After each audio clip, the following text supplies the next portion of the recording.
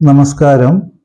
ഇന്ന് ഞാൻ നിങ്ങളുമായി സംസാരിക്കാൻ ഉദ്ദേശിക്കുന്നത് ഭാഗ്യയോഗത്തെക്കുറിച്ചാണ്. അതായത് നമ്മുടെ വേദിക് അസ്ട്രോളജി 9ാം ഭാവം ഏറ്റവും ഓസ്പീഷ്യസ് ആയിട്ടുള്ളൊരു ഭാവമാണ്. നമ്മുടെ ഭാഗ്യത്തെപ്പറ്റി മനസ്സിലാക്കാൻ ഈ ഒരു ഭാവത്തെ അവലോകനം ചെയ്യുകയാണ് സാധാരണ എല്ലാവരും ചെയ്യാറ്.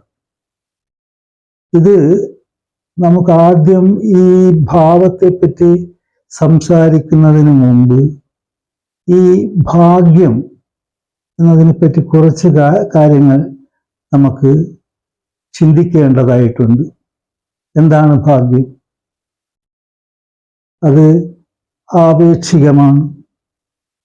ഓരോ സമയത്ത് ഓരോ കാലങ്ങളിൽ ഈ ഭാഗ്യത്തിന് നമുക്ക് വ്യത്യസ്തമായ അനുഭവങ്ങളുണ്ടാകും.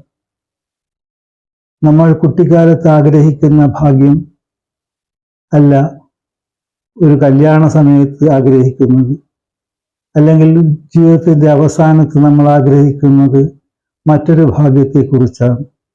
അപ്പോൾ ആപേക്ഷികമാണ് ഭാഗ്യം. അതാദ്യം നമ്മൾ മനസ്സിലാക്കണം. ഭാഗ്യം പൂർവജന്മ പുണ്യമാണ് എന്നാണ് നമ്മൾ വേദിക് അസ്ട്രോളജിയിൽ പറയുന്നത്.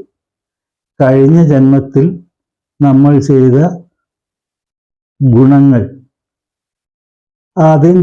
അത് അനുഭവിക്കുവാനുള്ള യോഗം നമുക്ക് സിദ്ധിക്കുന്നത് ഈ ജന്മത്തിലാണ്. കർമ്മങ്ങളാണ് ചെയ്തതെങ്കിൽ ദോഷഫലങ്ങളും അനുഭവിക്കേണ്ട ഇത് ഇൻഡിക്കേഷൻ തരുന്ന ഒരു ഭാവമാണ് 9th ഹൗസ്. അവിടെ അതിൻ്റെ കാലപുരുഷന്റെ 9ാം ഭാവം എന്ന് പറഞ്ഞാൽ അത് വ്യാഴത്തിൻ്റെതാണ്. അപ്പോൾ വ്യാഴമാണ് അതിൻ്റെ ഉത്തരവാദി. നമുക്കപ്പോൾ ഈ ഞാൻ പറഞ്ഞ വിഷയം തന്നെ ഒന്നുകൂടി പറയാം. ഇത് ആപേക്ഷികമാണ്.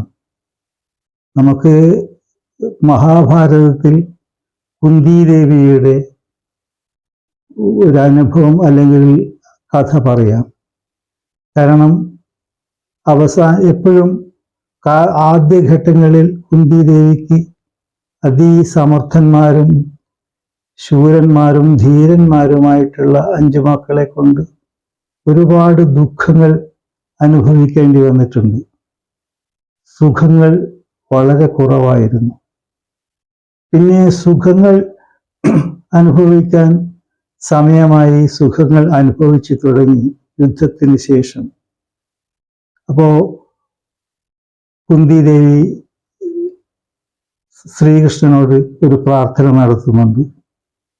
എനിക്ക് ഭഗവാനെ വിഷമതകൾ, കഷ്ടതകൾ തന്നെ തരൂ, എനിക്ക് സുഖം വേണ്ട.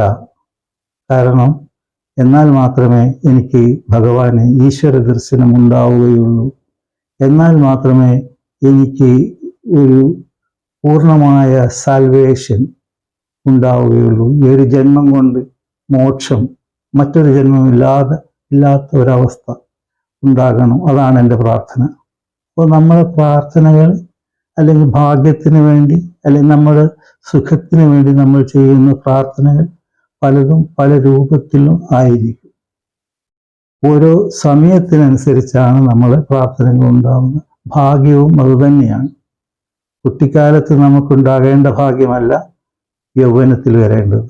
അങ്ങനെ ഓരോ സമയാസമയങ്ങളിൽ ഈ ഭാഗ്യത്തിന് വ്യത്യാസമുണ്ടാകും. ഏതായാലും കർമ്മത്തിൻ്റെ ഒരു ഫലമാണ് ഭാഗ്യം. നമ്മുടെ കർമ്മം എന്താണോ അതിനനുസരിച്ചിട്ടുള്ളതായിരിക്കും നമ്മുടെ ഭാഗ്യവും. നമ്മൾ അതിനനുസരിച്ച് നമ്മുടെ കർമ്മങ്ങൾ തിട്ടപ്പെടുത്തിയാൽ സമയാസമയങ്ങളിൽ ബോധപൂർവം നമ്മുടെ കാര്യങ്ങളെ തിട്ടപ്പെടുത്തി സ്ഥിരമായ അധ്വാനവും ബുദ്ധിയും ശക്തിയും പ്രയോഗിച്ചാൽ ഭാഗ്യത്തിനും അതിനനുസരിച്ചുള്ള മാറ്റങ്ങൾ ഉണ്ടാകും. നമുക്ക് നമ്മുടെ 9ാം ഭാവം ആണ് ഋഷീശ്വരന്മാർ നമുക്ക് കാട്ടിത്തരുന്നത് നമ്മുടെ ഭാഗ്യത്തെക്കുറിച്ച്. ആ 9-ാം ഭാവം വ്യാഴത്തിൻ്റെ ഉത്തരവാദിത്തമുള്ള ഭാവമാണ്. ഏറ്റവും ഓസ്പീഷ്യസ് ആയിട്ടുള്ള ഭാവമാണ്. നമ്മൾ ധനം, ധൈര്യം, ബുദ്ധി, വിദ്യാഭ്യാസം ഇതൊക്കെ കാണിക്കുന്നത് 9-ാം ഭാവം കൊണ്ടാണ്. 9-ാം ഭാവാധിപൻ, കാരണം ഒരു ഭാവത്തിൻ്റെ പുഷ്ടി നമ്മൾ പരിശോധിക്കുന്നത് ആ ഭാവം നിൽക്കുന്ന രാശി, അത് വളരെ പ്രധാനപ്പെട്ടതാണ്. അതിൻ്റെ രാശ്യാധിപൻ, ആ രാശ്യാധിപൻ്റെ സ്ഥാനം ജാതകത്തിൽ വളരെ പ്രധാനപ്പെട്ടതാണത്.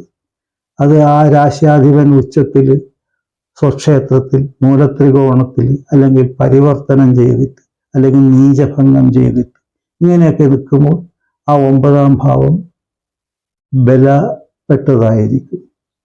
9-ാം ഭാവം ഭാവാധിപൻ 9-ൽ തന്നെ നിൽക്കുകയാണെങ്കിൽ അതൊരു മഹാഭാഗ്യയോഗമാണ്. അതുപോലെ തന്നെ 9-ാം ഭാവത്തിൽ ശുഭഗ്രഹങ്ങളുടെ ചേർച്ച, യോഗമുണ്ടായാൽ, അല്ലെങ്കിൽ 9-ാം ഭാവത്തിന് ശുഭഗ്രഹങ്ങളുടെ വീക്ഷണമുണ്ടായാൽ വളരെ നല്ല റിസൾട്ടുകളാണ് കിട്ടുക. നമ്മുടെ വിദ്യാഭ്യാസത്തിനും, ഉയർന്ന വിദ്യാഭ്യാസം, സാധാരണ വിദ്യാഭ്യാസമല്ല 9-ാം ഭാവം കൊണ്ട് പറയുക, അത് നമ്മളെ ഒരു റിസേർച്ച് അല്ലെങ്കിൽ ഗ്രാജുവേഷൻ്റെ എബോവ് ആയിട്ടുള്ളതാണ് എപ്പോഴും 9-ാം ഭാവം ആയിട്ട് ബന്ധപ്പെടുന്നത്.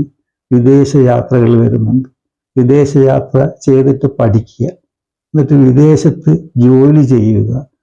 9-ാം ഭാവം കൊണ്ട് ഇങ്ങനെ വിദ്യാകാര്യത്തിൽ ഇങ്ങനെ പറയുന്നുണ്ട്. അതുപോലെ തന്നെ ധനപരമായിട്ട് പറയുകയാണെങ്കിൽ 9-ാം ഭാവവും വ്യാഴവും അവിടെ ശുക്രനും ബന്ധപ്പെട്ട് നിൽക്കുമ്പോൾ അത് വലിയൊരു യോഗമായി, ധനയോഗമാണത്. ആ അതുപോലെ തന്നെ കർമാധിപന്മാർ, ധർമാധിപൻ 9-ാം ഭാവാധിപനും കർമാധിപൻ, അതായത് 10-ാം ഭാവാധിപനും ചേർന്ന് ലഗ്നത്തിൻ്റെ കേന്ദ്രഭാവങ്ങളിലോ ത്രികോണ ഭാവങ്ങളിലൊക്കെ നിന്നാൽ അവർ വളരെ പ്രശസ്തന്മാരായിരിക്കും.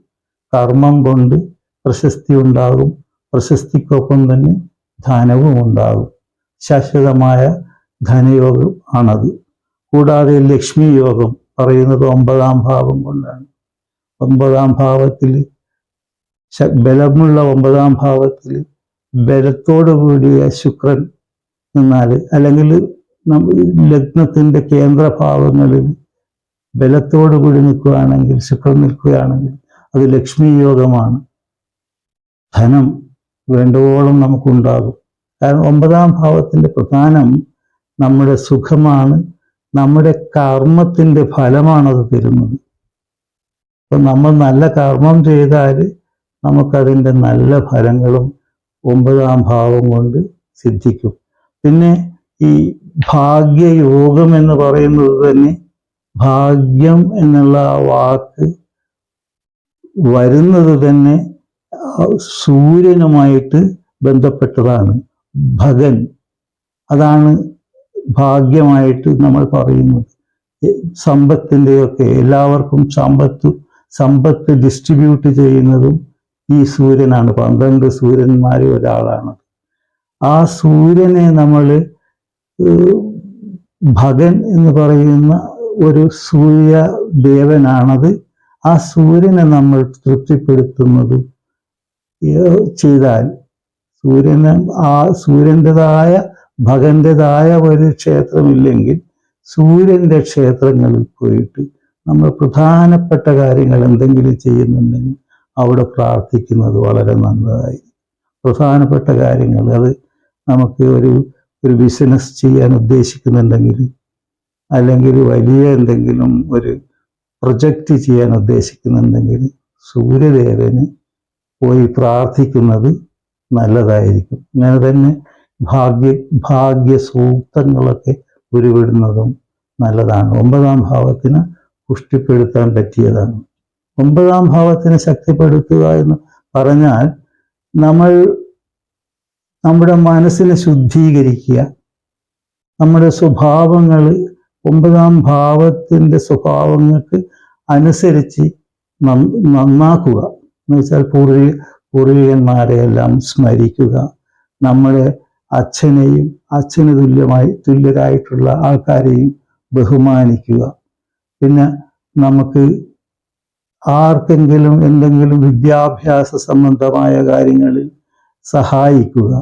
ഇതൊക്കെ 9-ാം ഭാവത്തിനെ ശക്തിപ്പെടുത്താൻ പറ്റിയ കാര്യങ്ങളാണ്. ഈ യോഗം എപ്പോഴും എല്ലാ സമയത്തും പ്രസക്തമായിട്ടുള്ള ഒരു യോഗമാണ്.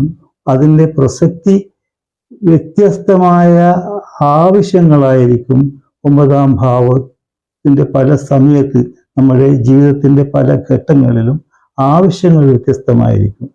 ചിലപ്പോൾ വീടിന് വേണ്ടിയിട്ടുള്ള ഭാഗ്യമായിരിക്കും ചിലപ്പോൾ നമ്മൾ പ്രാർത്ഥിക്കുക, ചിലപ്പോൾ നമ്മൾ വിദ്യാഭ്യാസവും ധനവുമായിരിക്കും പ്രാർത്ഥിക്കുക. ആ പ്രാർത്ഥനകളിൽ വ്യത്യാസമുണ്ടാവും എങ്കിലും 9-ാം ഭാവത്തിന് എപ്പോഴും പ്രസക്തിയുണ്ട്. അത് മറ്റു ഭാവങ്ങളെ പോലെയല്ല, എപ്പോഴും ജീവിതവുമായി ബന്ധപ്പെട്ട് നിൽക്കുന്ന ഒരു ഭാവമാണ് 9. നമുക്ക് എപ്പോഴും ആ 9-ാം ഭാവം ദൈവാനുഗ്രഹമാണത്. ദൈവാനുഗ്രഹം ഉണ്ടാക്കാൻ ശ്രമിക്കുക, നമ്മുടെ കർമ്മങ്ങൾ നന്നാക്കുക, മറ്റുള്ളവർക്ക് ഉപദേശം കൊടുക്കുക, അവരെ ഉപദേശത്തിൽ കൂടി നന്നാക്കാൻ ശ്രമിക്കുക. ഇതൊക്കെയാണ് 9-ാം ഭാവത്തിൻ്റെ ധർമ്മങ്ങൾ. ഞാൻ നിങ്ങൾക്കെല്ലാം ഈ 9-ാം ഭാവം പരിശോധിച്ചിട്ട് അതിൻ്റെ ദോഷങ്ങൾ എന്തെങ്കിലും കണ്ടാൽ അതിനുള്ള പരിഹാര മാർഗങ്ങളും ഉണ്ട്. കാരണം അതൊരു നമ്മളെ ഉപദ്രവിക്കുന്ന ഭാവമല്ല, നമ്മളെന്നും ഉയർത്താൻ ആഗ്രഹിക്കുന്ന ഭാവമാണ്. നമ്മളെ കർമ്മം കൊണ്ട്, കാരണം ഭാഗ്യം എന്ന് പറഞ്ഞാൽ കർമ്മത്തിൻ്റെ ഫലമാണ്.